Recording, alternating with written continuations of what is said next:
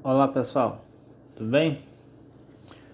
Hoje vamos continuar com as nossas videoaulas, tá? Já no início peço mais uma vez desculpas a vocês pelo formato que as aulas estão sendo ministradas.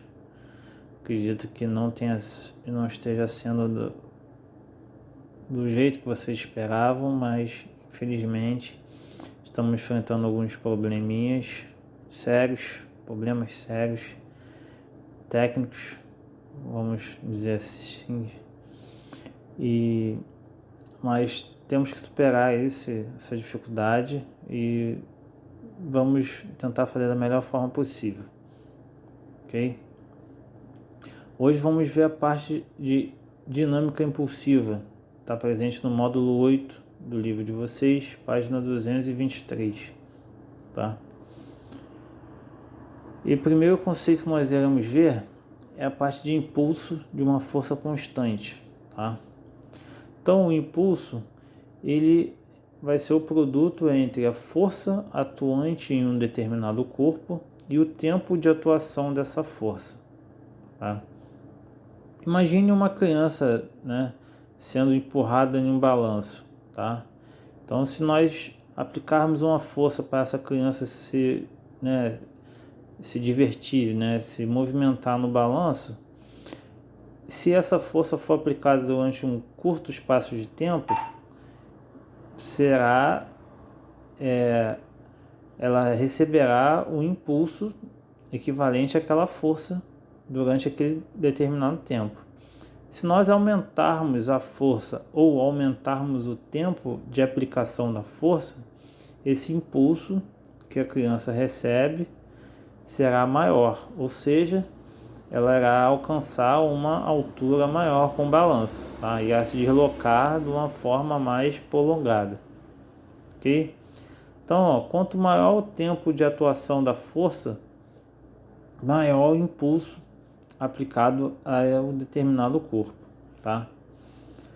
Então, o impulso, assim como a força, é uma grandeza vetorial. Por isso que nós temos essas duas setinhas aqui, ó, em cima do impulso e em cima da força, tá? Então, como é uma grandeza vetorial, a força e o impulso elas serão observadas devido à sua direção e sentido, tá? Teremos que levar em consideração direção e sentido da força e, consequentemente, direção e sentido do impulso, tá?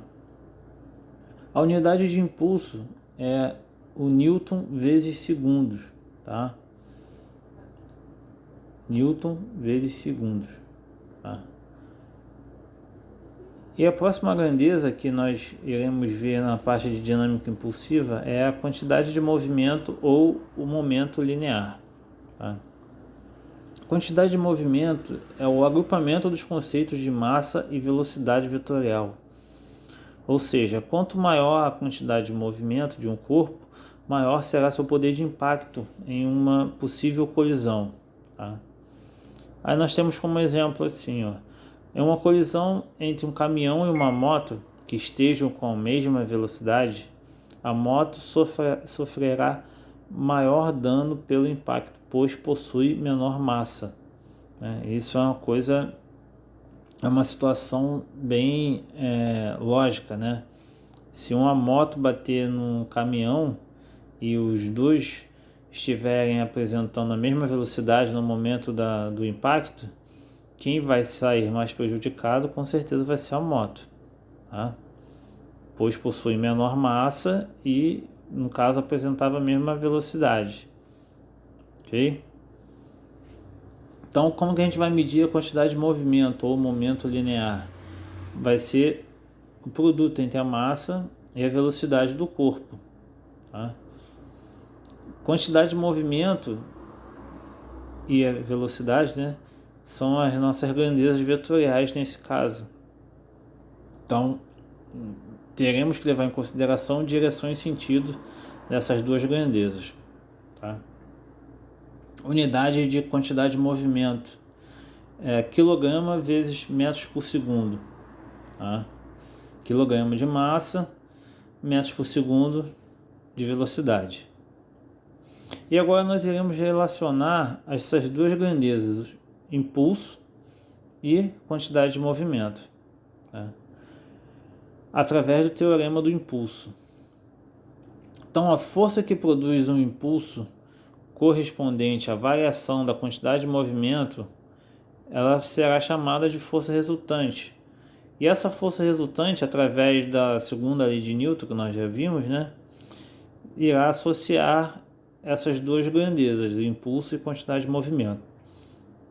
Então, como eu tenho uma mesma massa e esteja recebendo uma determinada aplicação de uma força, essa força irá fazer com que a velocidade varie, ou seja, se eu tiver uma determinada velocidade inicial, que vai me fornecer uma quantidade de movimento inicial, ao aplicar a força, ela irá ser modificada para uma quantidade de movimento final, ou seja, a quantidade de movimento inicial passará a ser a quantidade de movimento final, dependendo da direção e sentido de aplicação da força que está gerando um impulso, tá?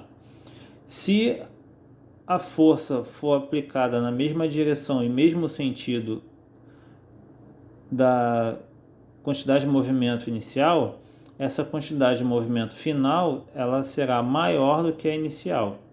Se a força for aplicada no corpo numa direção e sentido oposto à quantidade de movimento inicial, essa quantidade de movimento final será menor do que a inicial, ou seja, irá reduzir a velocidade no final do movimento, tá? Então temos aí o conceito de teorema de impulso, que vai ser a associação entre o impulso propriamente dito igual à variação da quantidade de movimento.